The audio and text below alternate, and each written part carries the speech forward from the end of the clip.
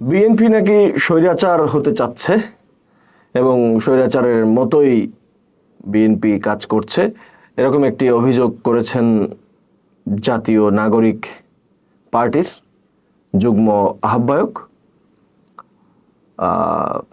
Doctor তাজনোভা Zabin. তো আমি ওনার অভিযোগটাকে খুব শক্তভাবে আমলে নিয়েছি, ব্যক্তিগতভাবেই আমলে নিয়েছি। এটা বিএনপি সমর্থক হিসেবে নয়, এটা একটা সাধারণ মানুষ হিসেবে। এবং তার যে আক্রমণ করার যে স্পৃহা, তিনি কথাটা বলেছেন, একটা মানুষকে সমালোচনা করাই যায়, সমালোচনা তো আমরা করছি, আমিও এখন তার সমালোচনাই করছি, বলে করেই করছি। সো এই যে তার যে আক্রমণ করার স্পৃহাটা আমি দেখলাম, আক্রমণ করার অ্যাঙ্গেলটা দেখলাম, এটা খুবই ভয়াবহ। এটা খুবই ভয়াবহ কেন? তিনি একটা রাজনৈতিক দলের নেত্রী, তার রাজনৈতিক দলটা নতুন গঠন হয়েছে, এখনো আসলে তাদের রাজনৈতিক দলের লক্ষ্য কি, তাদের রাজনৈতিক দলের আশা কি, তাদের রাজনৈতিক দল মানুষকে কি দিবে, মানুষ তাদের কাছ থেকে কি পাবে, তাদের গঠনতন্ত্র নাই, মার্কা নাই, প্রতীক নাই, নিবন্ধন নাই, এগুলোর মধ্যেই তারা একরকম ব্যাশিং করা শুরু করলেন এবং অনেকটাই একটা দলের দিকে টার্গেট করলেন। এবং একটা দলকে টার্গেট করার কারণটা আমি একটু খুঁজে বের করার চেষ্টা করেছি।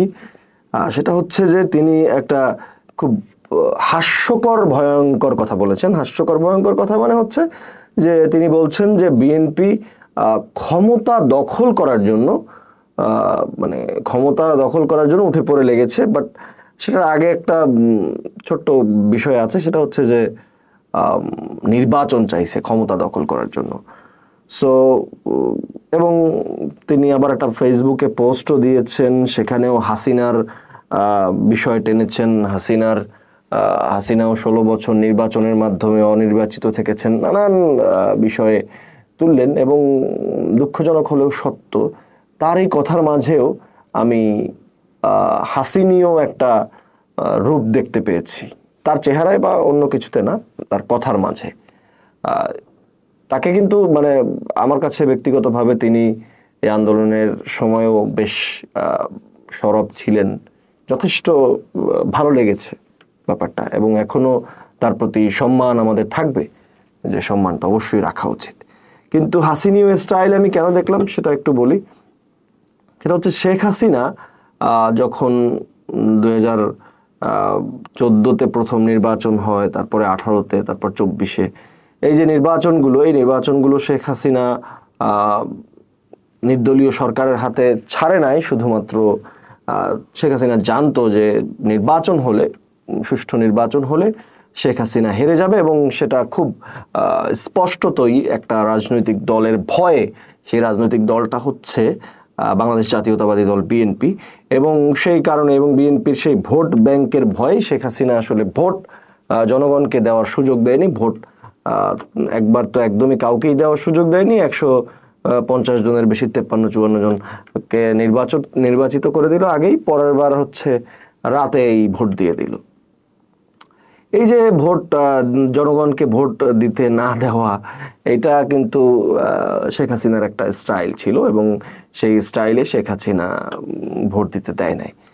এবার ব্যাপার হচ্ছে এই একইভাবে অন্যরাও বিএনপির ভোট ব্যাংককে ভয় পাওয়া শুরু করলেন। এটা আমার কাছে খুবই ওই হাসিনী স্টাইলই মনে হয়।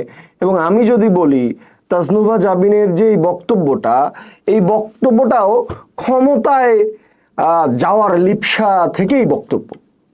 বিকজ তাজনোভা জাবিনরা ক্ষমতায় যেতে পারছে না, আর একটা দল ক্ষমতায় যেতে পারবে, এই আক্ষেপ, এই ক্ষোভ, এই দুঃখ, এই রাগ, এবং সেটা থেকেই তাজনোভা জাবিনের এই বক্তব্য আমার কাছে মনে হয় স্পষ্ট। এবং তার কথাতেই স্পষ্ট যে বিএনপি নির্বাচনের মাধ্যমে ক্ষমতায় যেতে চাইছে। That's the important point, that's the most important point আমি মনে করি।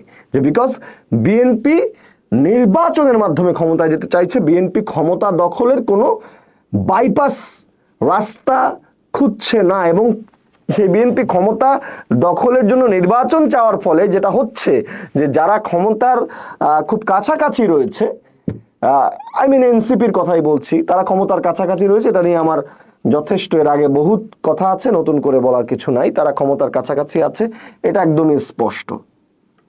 তো তাদের এই ক্ষমতার কাছাকাছি থাকা, এই ক্ষমতার ঘ্রাণটা, সুবাতাস, হৃদয়ের সুবাতাস, যে তাদের গিলে করা পাঞ্জাবিকে আসলে খুব মানে এটা একটা কবিতার সুরে বললাম যে তাদেরকে খুব সেই সুবাতাস তাদেরকে খুব আনন্দ দিচ্ছে, সেই আনন্দটা নষ্ট হয়ে যাওয়ার ভয়ে আসলে নির্বাচন নিয়ে তারা ভয় পাচ্ছেন, এবং সেটার কারণে একটা দলকে একদম সরাসরি স্বৈরাচার হতে চাচ্ছে এইভাবে মিন করছেন। মানে খুবই খুবই খুবই ডেঞ্জারাস বিষয়। বিএনপি কি আসলেই স্বৈরাচার? বিএনপির আমরা বিগত দিনগুলোর যে তাদের সরকার পরিচালনা বা বিএনপির বিগত দিনগুলোর যে কার্যক্রম, সেই কার্যক্রম আমরা দেখলে অবশ্যই রাজনৈতিক দল হোক, সরকার হোক, সকলের ভুল ত্রুটি এগুলো থাকবেই। দুর্নীতি, চাঁদাবাজি, নানান ধরনের অভিযোগ আছে, সেই প্রশ্নে আসছি। সো কিন্তু স্বৈরাচার, স্বৈরাচার কি আসলে কখনো বিএনপি? স্বৈরাচার শব্দটা আসলে কি? স্বৈরাচার হতে হলে যেভাবে মানুষকে নিষ্পেষণ করতে হয় বা আমি একাই সবকিছু, সেটাই যদি হতো তাহলে বিএনপির প্রতিষ্ঠাতা কেন বহুদলীয় গণতন্ত্র আনলেন? বিএনপির চেয়ারপারসন কেন সংসদীয় গণতন্ত্র আনলেন? বিএনপির ভারপ্রাপ্ত চেয়ারম্যান কেন সারা বাংলাদেশের সব রাজনৈতিক দলকে এক করে আন্দোলন করলেন? এবং তিনি কেন জাতীয় সরকার গঠনের প্রস্তাব দিচ্ছেন বা জাতীয় সরকার গঠনের আলাপ দিচ্ছেন? এটা তো স্বৈরাচার হয়ে ওঠার উপসর্গ আমার কাছে মনে হয় না। এটা স্বৈরাচার হয়ে ওঠার উপসর্গ মনে হয় না। আমি দেখলাম বা বিএনপির ভারপ্রাপ্ত চেয়ারম্যান গতকালকেও বললেন যে যারা জন আকাঙ্ক্ষার বিপরীতে কাজ করবে তাদেরকে সরিয়ে দিতে হবে দল থেকে, এটা, এবং তারা দিচ্ছেও। প্রায় 3000 মানুষকে বহিষ্কার করা হয়েছে, দলের পক্ষ থেকে মামলা করা হয়েছে। আমি খুব খুব স্পষ্ট আরেকটা বার্তা দিতে চাই যে বিএনপির স্থায়ী কমিটির সদস্যরা সংবাদ সম্মেলন করে ক্ষমা চাইছেন। বিএনপির ভাইস চেয়ারম্যান, চেয়ারপারসনের উপদেষ্টাদেরকে বহিষ্কার করা হচ্ছে। বিএনপির বড় বড় লোকেরা চিঠির মাধ্যমে ক্ষমা চাইছেন। এবং সর্বশেষ আমরা দেখলাম যে ঢাকা বিশ্ববিদ্যালয় ছাত্র দলের সভাপতি কত সুন্দরভাবে একটি তার অনাকাঙ্ক্ষিত ভুলের জন্য ক্ষমা চাইলেন। এত সুন্দর রাজনৈতিক দৃষ্টান্ত দেখার পরেও, নিজেদের ভুলগুলোকে আমল নেওয়ার পরেও তারা মাফ চাইছেন, ক্ষমা চাইছেন, ব্যবস্থা নিচ্ছেন। এগুলোর পরেও একটা দলকে স্বৈরাচার বলছে, এই জিনিসটা খুবই খুবই আমার কাছে ডেঞ্জারাস এবং খুবই উদ্দেশ্য প্রণোদিত মনে হয়। এবং একদম স্পষ্ট করে যদি বলতে চাই, 1/11-এর সময় যতটা আক্রমণ বিএনপির উপরে হয়েছে তার ছিটে ফোটা আক্রমণও কেউ এখন আওয়ামী লীগের উপর করছে না। সবার দৃষ্টিভঙ্গি ওই হাসিনীয় স্টাইলে বিএনপির উপরে, যে বিএনপি বোধহয় ক্ষমতায় চলে আসবে। এই যে ক্ষমতায় না যাওয়ার যে আক্ষেপ, ক্ষমতায় না যেতে পারার যে দুঃখ কষ্ট, এই দুঃখ ভারাক্রান্ত হৃদয়ে তাজনুবা জাবিনরা এইসব ভাট বকতে শুরু করেছেন।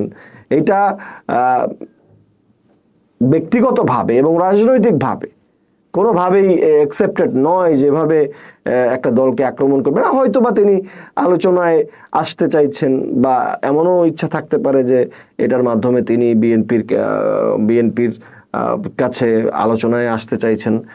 বাট এই রাজনৈতিক বন্দোবস্ত বা এই রাজনৈতিক কালচার প্রতিষ্ঠা করে আপনারা যদি বলতে চান যে আপনারা নতুন রাজনৈতিক বন্দোবস্তের কাজ করবেন, তাহলে এই নতুন রাজনৈতিক বন্দোবস্ত মানুষ তো অ্যাকসেপ্ট করবেই না। এবং ওই একই স্টাইলে আমি বলতে চাই, আপনারা বক্তৃতা দিচ্ছেন এবং আপনাদের সামনে যতজন মানুষ আছে তার চেয়ে সাংবাদিকের সংখ্যা বেশি।